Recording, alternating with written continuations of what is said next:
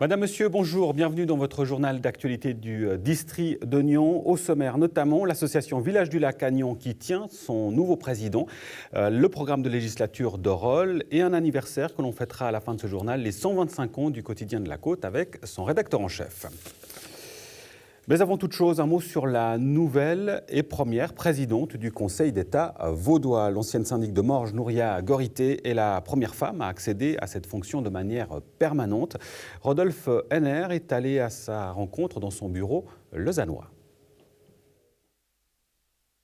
Nouria Gorité, vous êtes la première femme à accéder à la présidence du Conseil d'État. Qu'est-ce que ça fait ?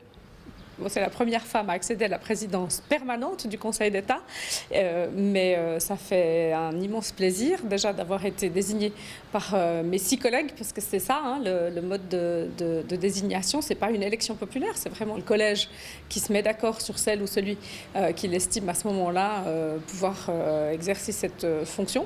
Et donc d'abord je suis très reconnaissante à mes collègues, et puis d'autre part c'est vrai que depuis cette désignation je reçois quand même beaucoup de messages de femmes qui sont contentes que pour la première fois il y ait cette présidence permanente. Ça signifie quand même que voilà, les femmes occupent de plus en plus de fonctions qui étaient préalablement plutôt réservées aux hommes, hein, et ça encourage beaucoup de femmes à tester d'autres possibles pour elles aussi. Alors les femmes et puis aussi les familles immigrées, est-ce que vous pouvez nous rappeler un petit peu votre parcours brièvement ? Oui, vous avez raison, parce que j'ai aussi beaucoup de messages dans ce sens.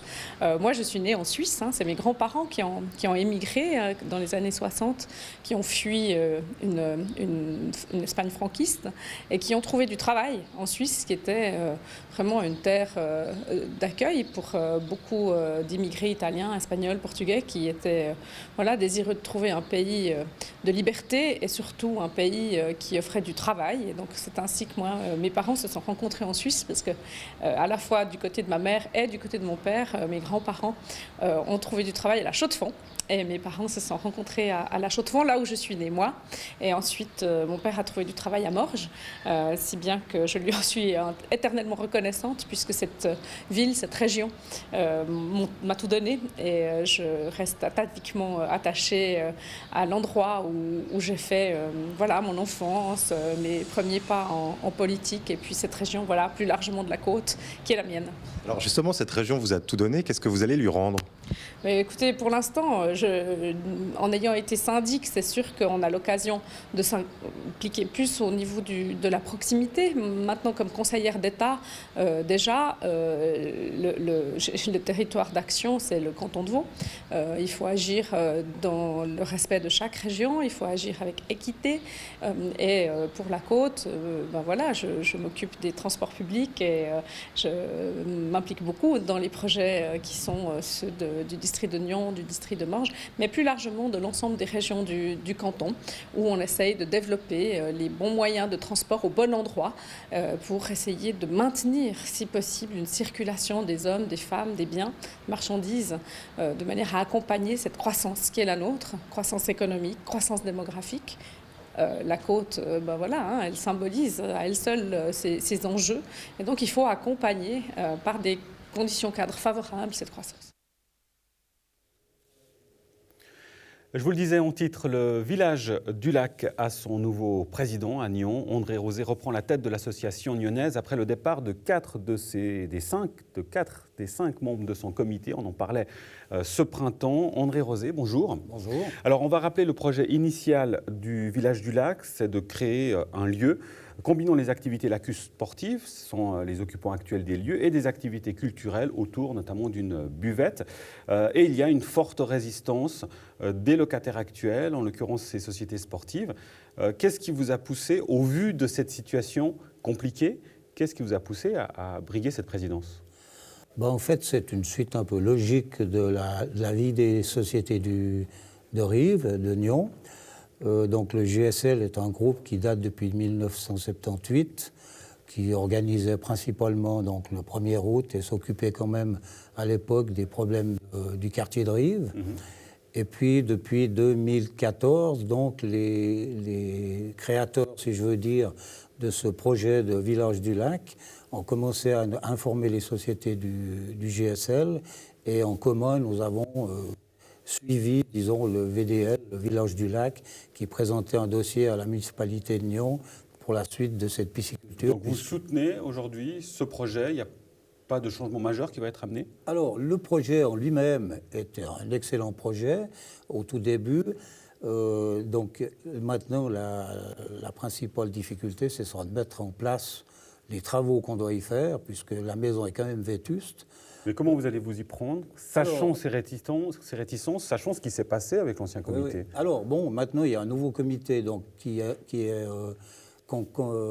composé des sociétés utilisatrices qui sont déjà dans les lieux, donc l'aviron, les paddles, bientôt les petits pêcheurs. C'est une garantie que ça se passera mieux. D'ailleurs, ils ont déjà signé des baux avec la commune. Simplement, depuis 2014, je dirais que le dossier a avancé un peu péniblement, soit par incompréhension et de collaboration, surtout de dialogue entre les gens qui utilisaient ces lieux, et ainsi que la municipalité de Nyon. Alors, il y avait une certaine lenteur, et puis moi qui, personnellement, donc le cercle des nageurs que je représente, on n'a pas encore de lieu, etc. Mais comme il y a un tournus qui se fait au groupement des sociétés du lac, on change de présidence tous les 2 ans. Et puis, depuis le 1er janvier, ça tombait sur le cercle des nageurs. Puis, comme les responsables du club ont d'autres soucis sportifs à s'occuper, donc par la force des choses, c'est moi qui suis arrivé là. Rosé, si je vous comprends bien, vous êtes enfin un président par défaut? Si on veut, il fallait bien trouver un président, puis dans la suite logique, comme je suis président du GSL normal, et puis que les sociétés qui occupent les lieux sont aussi présentes, ils m'ont demandé si je voulais prendre la présidence du Village du Lac, sachant que comme je suis à la retraite, j'ai un peu plus de temps qu'eux, que j'ai quand même encore beaucoup de connaissances avec la municipalité de Nyon ou les services, puisque j'y ai travaillé. Donc, en fait, ça va faciliter les choses pour la suite.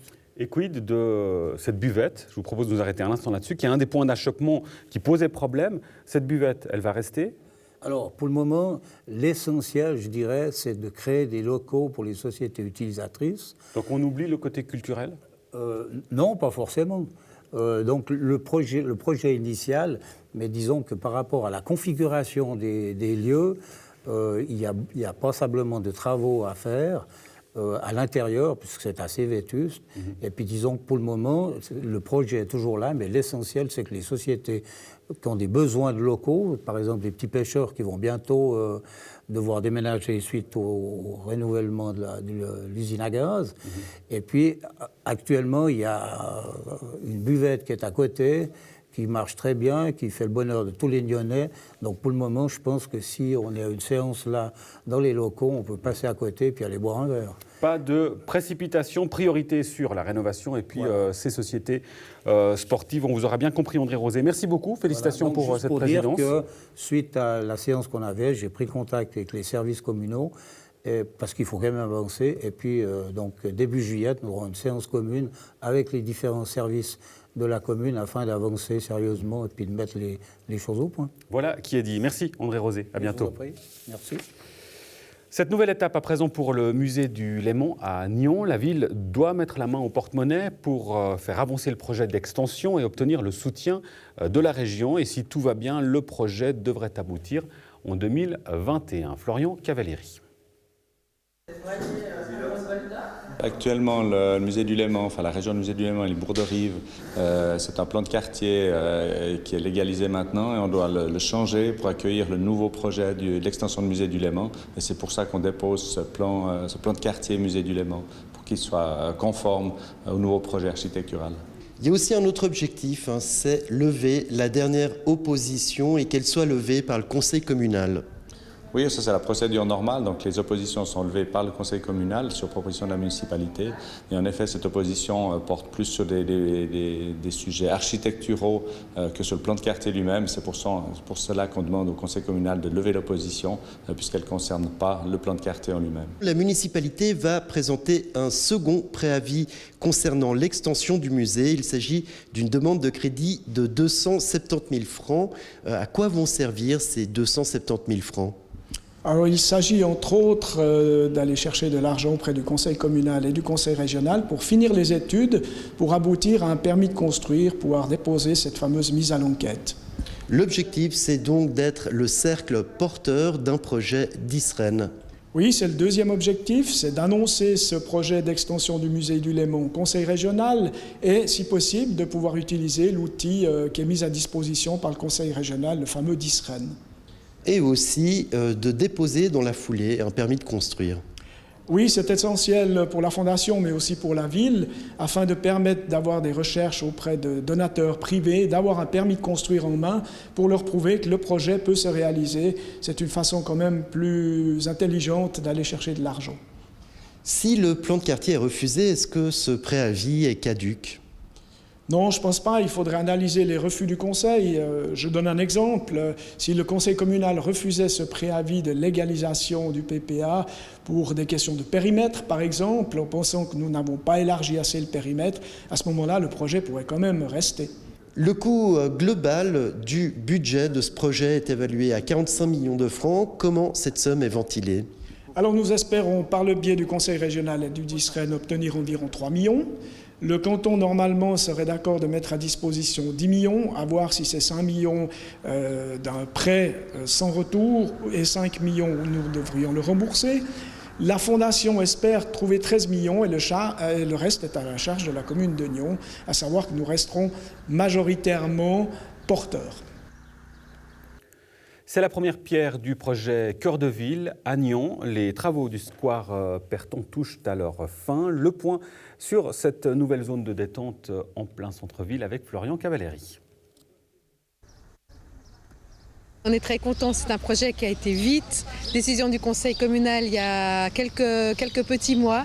Déjà la buvette qui fonctionne à l'ombre des platanes et dans 8 jours, tout cet espace de loisirs aussi avec des tables de pique-nique, des grilles et puis un espace de jeu absolument extraordinaire pour les enfants va prendre vie.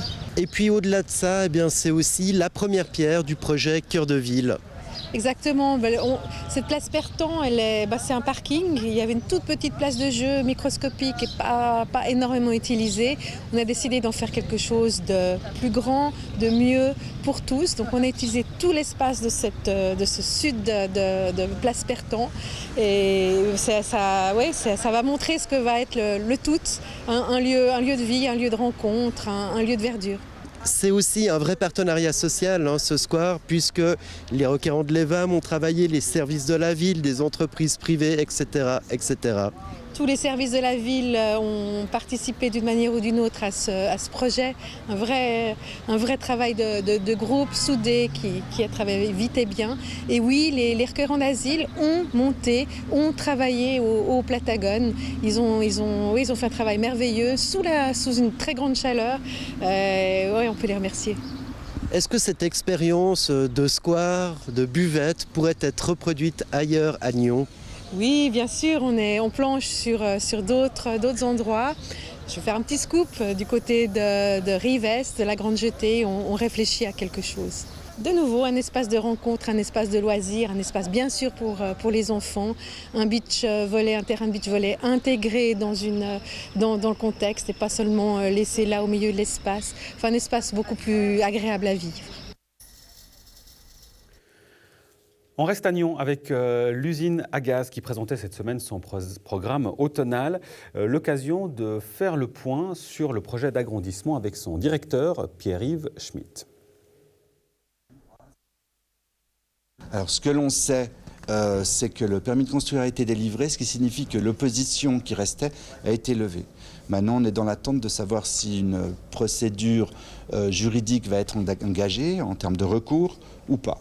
On sera fixé entre mi-juillet et fin août sur cette question.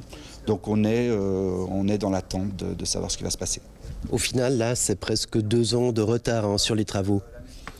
Ah, c'est 2 ans. C'est clairement 2 ans au minimum de retard sur le premier calendrier qui prévoyait que les travaux commençaient juste avant l'été 2015. Et comment on travaille quand on est dans l'expectative, quand on ne sait pas si on peut proposer une saison complète ou une demi-saison ? Alors ça a des implications sur la programmation, comme je le disais, parce que voilà, de manquer de recul et de temps pour programmer fait qu'il y a des projets qu'on ne peut pas prendre parce qui ont besoin d'une réponse beaucoup plus tôt, que parfois les cachets sont plus élevés parce qu'on arrive un petit peu tardivement. Mais ça a aussi d'autres implications en termes de fonctionnement, parce qu'on s'était projeté sur des nouveaux locaux, sur une équipe plus grande. On est dans des locaux extrêmement petits. On est 4 sur 24 mètres carrés dans le bureau et c'est des situations qui ne vont pas pouvoir non plus durer éternellement. Les comptes 2016 de la ville de Gland présentent un bénéfice de près de 655 000 francs, un résultat jugé satisfaisant par le municipal des Finances, Gilles Davoine. Ce sont des comptes qui sont positifs, donc déjà ça c'est une bonne nouvelle. Ils sont bénéficiaires pour un peu plus de 650 000 francs. L'importance c'est surtout la marge brute d'autofinancement qui se monte à un tout petit peu moins de 5 millions. Donc c'est une bonne chose, étant rappelé qu'au niveau du budget, c'était budgété avec un déficit d'1,8 million, une marge brute d'autofinancement de seulement 2,7 millions. Donc on est largement au-delà de ce qui avait été mis dans le budget 2016, qui n'était pas encore le mien, qui était encore celui de Daniel Collot. Mais c'est vrai qu'on est au-delà et donc c'est une bonne nouvelle. Puis avec des comptes bénéficiaires, c'est toujours une bonne chose. Pour le téléspectateur, rappelez-nous ce qu'est une marge d'autofinancement. Qu'est-ce que ça permet de faire ? Alors c'est en fait, pour résumer vraiment de manière la plus simple possible, parce que c'est vrai qu'il y a beaucoup de questions toujours autour de cette notion de marge brute d'autofinancement, c'est ce qui va nous permettre d'investir avec notre propre argent. C'est-à-dire que ça, c'est ce qui nous permet d'investir. Si j'ai 5 millions de marge brute d'autofinancement, ça veut dire que je vais pouvoir faire à peu près des investissements pour 5 millions. Au-delà, lorsque je vais aller au-delà de ces 5 millions, je vais devoir emprunter, sachant qu'au jour d'aujourd'hui, les taux d'intérêt sont quand même très bas. Donc l'emprunt est aussi assez facilité par ces taux d'intérêt, parfois négatifs même, puisqu'à Gland, on a encore 10 millions, notamment de prêts qui sont à taux d'intérêt négatif. On est à un an du début de la nouvelle législature et toujours pas de programme de législature. D'accord, la question piège. Il arrive. Il est vraiment, je ne vais pas trahir de secret, mais je dirais il est prêt, il est là, il va être distribué tout prochainement, il est terminé, il y a vraiment les dernières retouches qui y sont apportées, mais il est là, il arrive. C'est vrai qu'il y a aussi un changement de municipalité, donc le temps aussi nous de nous faire nos dicastères pour les deux nouveaux, d'apprendre à nous connaître, etc., puis de mettre en place un plan de législature qu'on ne voulait pas être quelque chose de comme d'habitude d'ailleurs. On voulait aussi marquer la différence avec l'ancienne municipalité et les autres législatures. Donc on a quelque chose de différent, de nouveau. Donc ça a pris un peu plus de temps, mais j'espère que ça sera, je suis sûr que ça sera, que la qualité sera au rendez-vous du coup grâce au temps un petit peu plus grand pris pour donner ce plan de législature. Et justement, puisqu'on parle du programme de législature, un mot sur celui de la municipalité de Rolle qui était présenté cette semaine. On y retrouve notamment le projet de fusion des communes avec Tartenien et Essertines-sur-Rolle à l'horizon 2021. Le syndic de Rolle, Denis Jacquet, nous explique l'agenda de cette fusion. Dans votre programme de législature, on trouve justement ce projet de fusion avec vos deux communes voisines. Alors nous avons un plan de route très précis que nous avons mis ensemble avec les 3 communes qui fusionnent. Nous avons engagé récemment un chargé de mission qui va bien sûr nous aider à conduire ce projet. La prochaine échéance, c'est comme je l'ai expliqué au conseil communal le 24 août, à Essertines, où nous accueillerons la population pour présenter au fond ce projet de fusion, nos populations des 3 communes. Et l'objectif étant bien sûr d'arriver à présenter aux différents conseils un préavis qui validerait la convention entre ces 3 communes, je dirais en 2020 au plus tard, pour que la nouvelle législature on puisse élire un nouveau conseil commun entre ces 3 communes. Qu'est-ce que Rolle a y gagné à ce rapprochement avec ces 2 petits villages, certes qui ont du terrain, mais 2 petits villages? On a tous à gagner, je crois. Vous savez que le territoire de la commune de Rolle est relativement restreint. Ça donnerait donc une ouverture non négligeable en termes de géographie de la commune. Mais à part ça, je dirais que c'est plutôt une fusion de cœur, parce que finalement, un des slogans qu'on a envie de mettre en avant, c'est les pieds dans l'eau, la tête dans les étoiles. Ça résume assez bien finalement ce qu'on attend de cette fusion, c'est-à-dire une commune qui toucherait à la fois au lac et qui irait jusqu'au pied du Jura, voire même sur les hauteurs du Jura. Donc c'est plutôt une fusion de cœur avant tout. Alors, Tartenien, Rolle et Sertine, et toujours pas de Mont-sur-Rolle. Non, je pense qu'on est observé par les communes voisines qui, bien sûr, regardent ça avec attention pour savoir si on va réussir, parce que vous savez qu'il y a pas mal de projets de fusion qui ne réussissent pas. Malheureusement, nous, on compte bien y réussir, en tout cas, on fait tout pour. Et je pense qu'à la suite de ça, peut-être ça va déclencher auprès d'autres communes probablement plus influentes en termes d'associations de fusion pour nous rejoindre par la suite. Justement, on a vu que les projets récents, en tout cas dans le district de Nyon, ont échoué. On voit aussi qu'au niveau du canton, le monsieur fusion qui avait été délégué n'existe plus. On a l'air de moins y croire aussi du point de vue du Conseil d'État. Est-ce que c'est pas perdu d'avance? Non, c'est pas perdu d'avance, bien au contraire, puisque le service des communes, nous avons une réunion avec Madame Métro avant sa réélection et nous a confirmé le soutien qu'il souhaite apporter aux communes qui décident de fusionner. On a eu toute une demi-journée de travail. Il confirme également ce que nous demandons également, c'est un financement de départ et pas forcément un financement d'arrivée en cas de réussite. Et ça, ce serait une nouveauté qui sera probablement présentée au Grand Conseil ces prochains mois.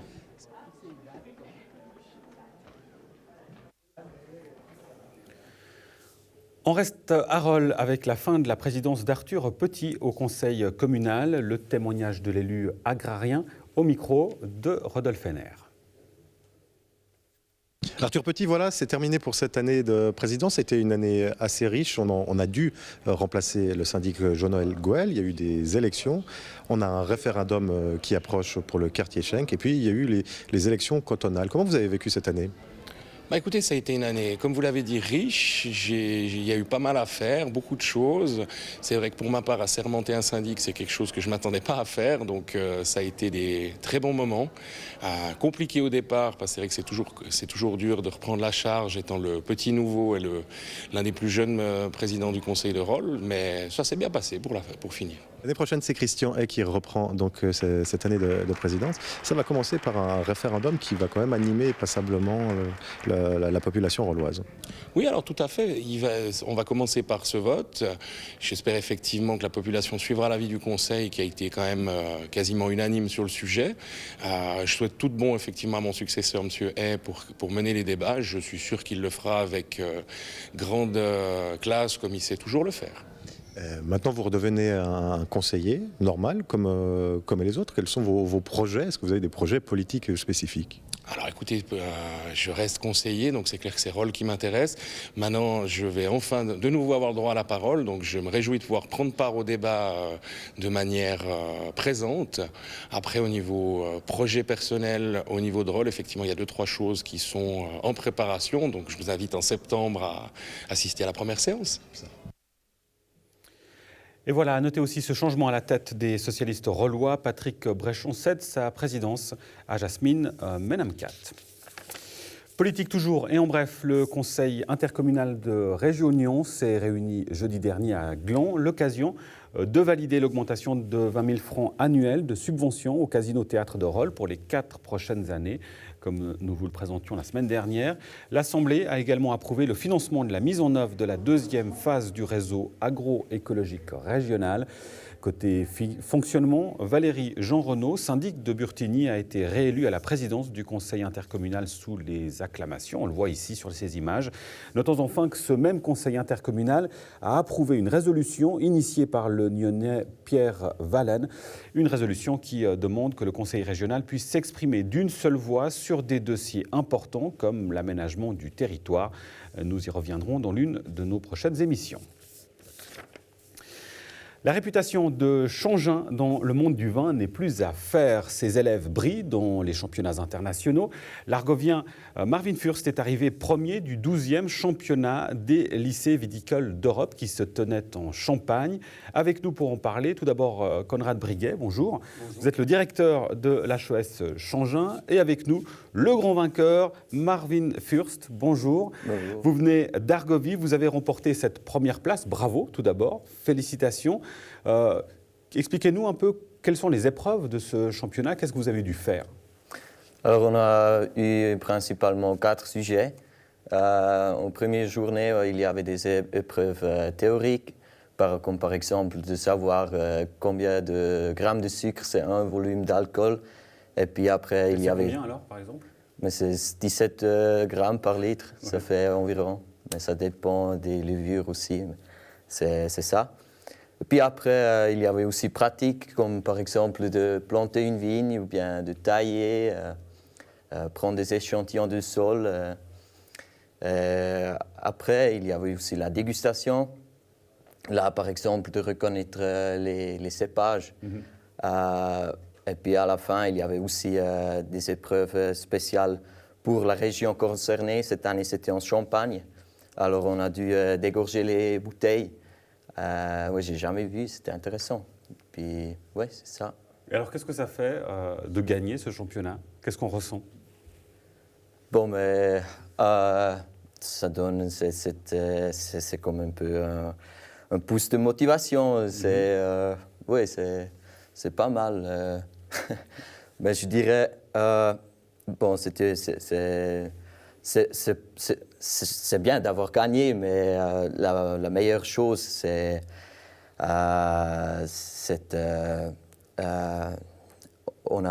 il y avait des étudiants de partout de l'Europe, et puis on a pu discuter ensemble. Et on a eu cette ambiance très spéciale, mais c'est vraiment particulier. Et puis, ouais. Ça, c'était le plus, cette ambiance, cette atmosphère avec tous ces autres élèves venus de toute l'Europe, ça, c'était vraiment un plus. Oui, c'est ça. C'était vraiment pour moi, c'était exceptionnel parce qu'il y avait tous ont eu presque le même âge, entre 18 et 25 ans. Et puis il y a tous qui ont la même passion du vin, de faire du vin. Et puis on a pu discuter ensemble. Il y avait des gens qui ont pris des bouteilles, et puis on a échangé des bouteilles, et on a dégusté ensemble, on a discuté des différentes techniques de vinification. Voilà, qu'est-ce qui se passait au moment dans les différents pays. Ouais. Une belle expérience pour Marvin Wurst, qui est arrivé premier de ce championnat. Conrad Briguet, on va préciser, on parle de Marvin, mais il y a aussi Maxime Durand, qui lui est arrivé 8e, également élève à Changin. Les deux, Marvin et Maxime, ont terminé 2e du concours par équipe. Et on va signaler, cette année encore, c'est pour la 3e année consécutive, 2 étudiants de la Haute École de Viticulture et œnologie de Changin ont brillé au concours européen des jeunes professionnels du vin à Paris. C'était Blaise Nérou, 1er, et Léa Cheblen, 6e. Ça, c'est juste pour montrer l'ampleur, finalement, et puis surtout la compétence, manifestement, qu'il y a à Changin. Qu'est-ce qui fait la différence ? Alors la différence, c'est qu'on axe notre formation essentiellement sur les aspects pratiques concrets. Ce qui fait que ce soit au niveau HES, Haute École spécialisée, comme le concours de Paris, nos étudiants savent déguster, savent élaborer des vins, ont la connaissance de la géographie viticole, ce qui leur donne voilà, les moyens d'arriver dans les premières places. On sélectionne aussi nos étudiants par leur motivation surtout de participer à ces concours. Dans le cadre de Marvin Wurst et Maxime Durand, c'est aussi la motivation. Marvin est un peu modeste parce qu'il est quand même arrivé premier, il faut le relever. Mais la motivation de l'école aussi à se présenter, se présenter nos étudiants à ces concours, c'est de pouvoir nous mesurer au niveau européen. Et on n'a pas à rougir. Effectivement, puisque nous sommes la seule école de niveau HES en Suisse en matière de viticulture et œnologie, il est important qu'on se confronte au niveau international pour savoir si on a le niveau et réagir le cas échéant.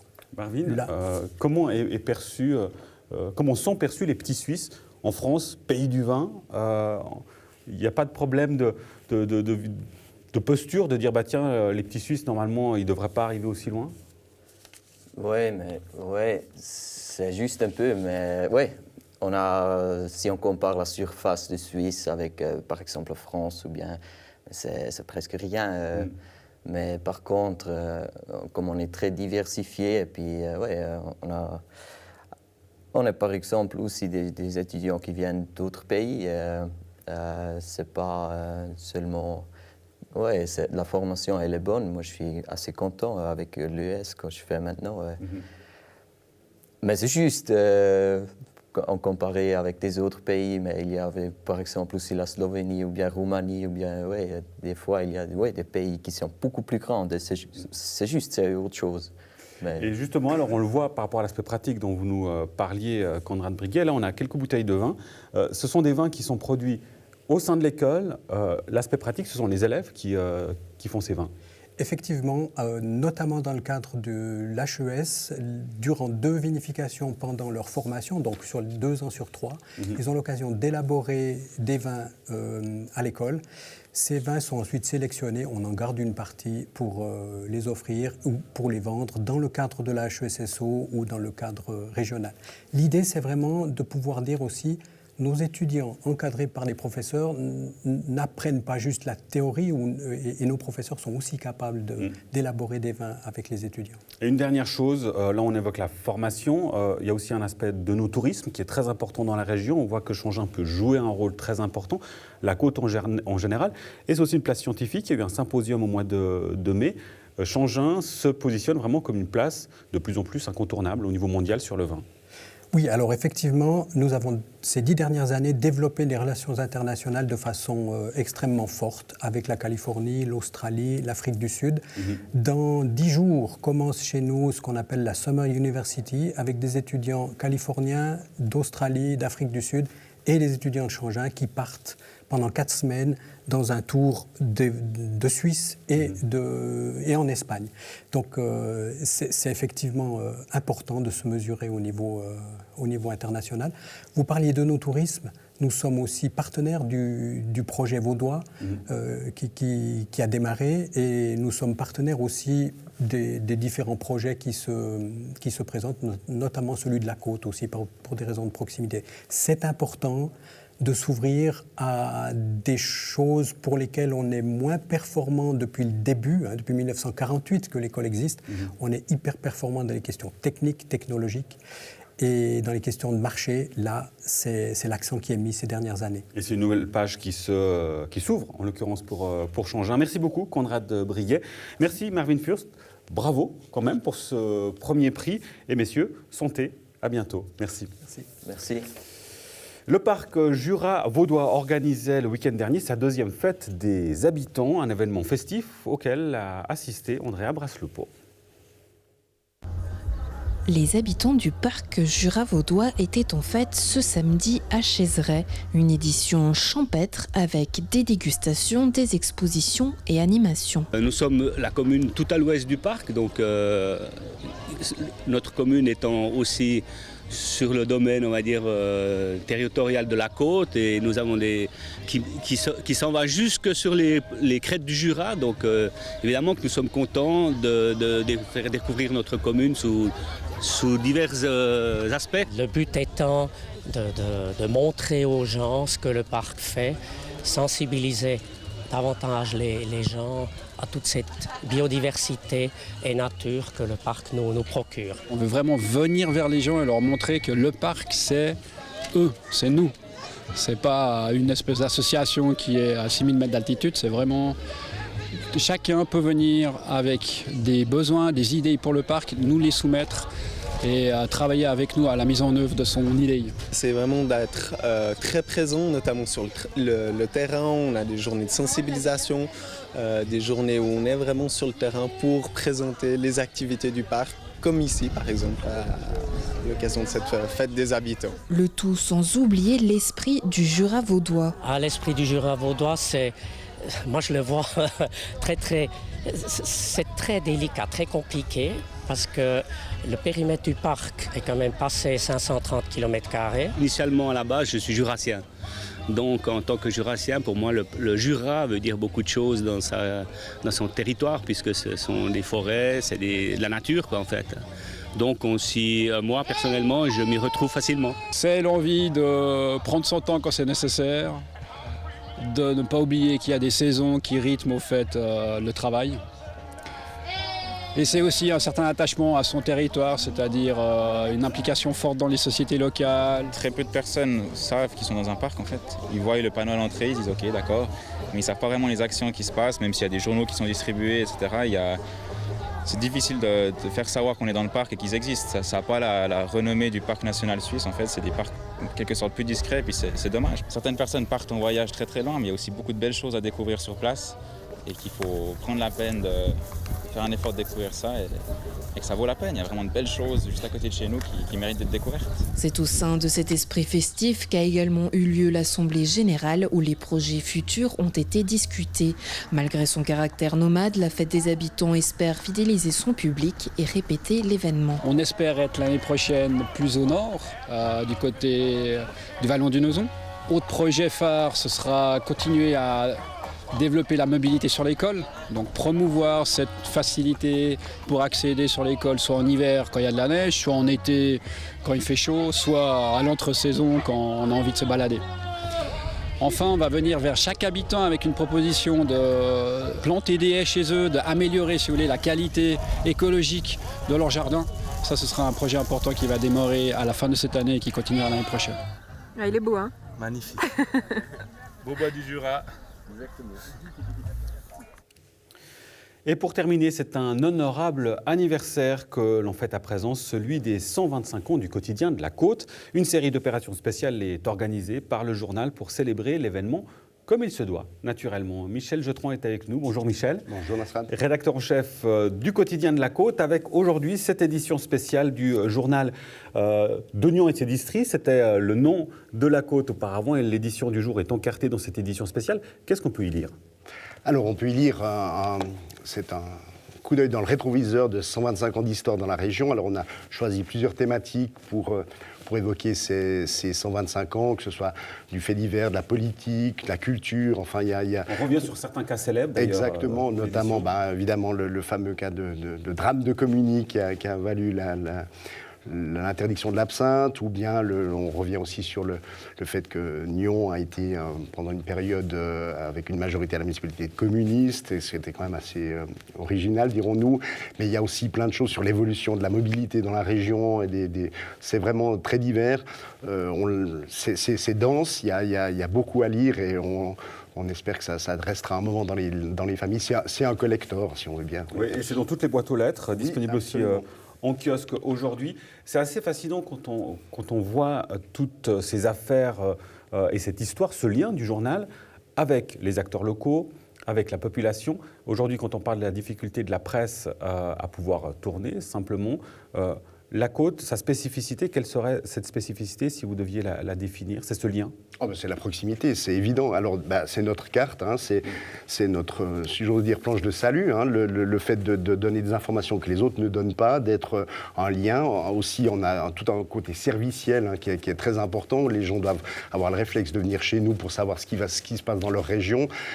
C'est notre mission et je pense qu'on la relève pour l'instant, en tout cas, très très bien. Et c'est notre. Je pense qu'on est obligé d'être performant pour survivre, alors qu'à l'heure actuelle, c'est vraiment très dur dans la presse, ça c'est sûr. Donc nous, c'est le lien, la proximité, notre carte et notre survie en dépend.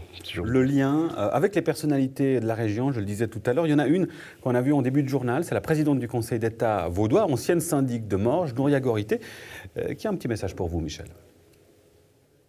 Michel Jetron, bonjour. Comme j'ai déjà eu malheureusement l'occasion de vous le dire, je ne pourrai pas être présente au 125e anniversaire du quotidien de la Côte.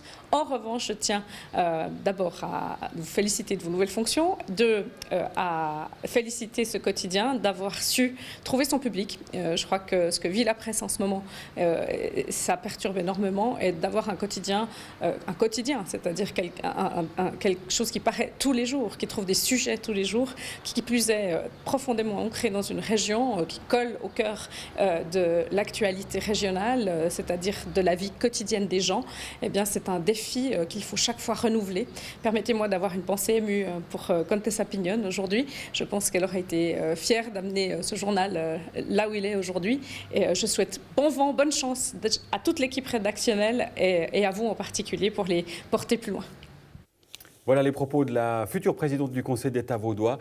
la réponse du berger à la bergère, Michel. Alors ce sera merci Madame la Présidente. Donc, alors évidemment, on aurait bien voulu fêter notre anniversaire et sa nomination comme présidente du Conseil d'État. Au Signal de Bougie, elle m'avait effectivement dit qu'elle ne pourrait pas venir à son grand regret. Ma foi, on aura l'occasion de fêter ça à une autre occasion. En tout cas, merci beaucoup, c'est très touchant. Et cette fête, alors ça a lieu demain, vendredi, 23 juin, au Signal de Bougie. Qu'est-ce qu'on aura au programme demain soir ? Énormément de choses. Donc c'est de 15h à 22h. L'entrée est gratuite, le parking aussi, c'est bien de le dire. On aura plein d'animations. Il y a 3 concerts qui sont prévus.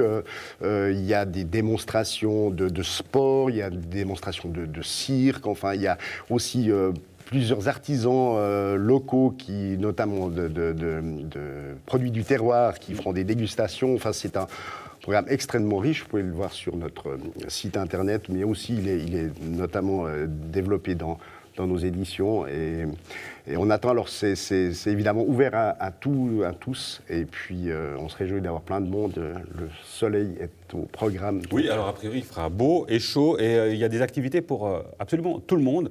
Des activités sportives, vous l'avez dit, il y a aussi de la magie, des trampolines, et puis des concerts. Sonia Grimm notamment à 18h45, et le Verre de l'Amitié à 18h. Signal de Bougie demain, vendredi 23 juin. On vous souhaite que le meilleur, Michel, pour ces 125 ans du quotidien de la Côte. Et je le rappelle, cette édition spéciale aujourd'hui dans vos boîtes aux lettres et dans les kiosques pour commémorer et revenir sur les 125 ans de ce quotidien. Voilà, c'est la fin de cette édition. Un grand merci pour votre fidélité. J'aurai un immense plaisir à vous retrouver la semaine prochaine pour une nouvelle édition. À suivre, le débat avec Rodolphe Heder.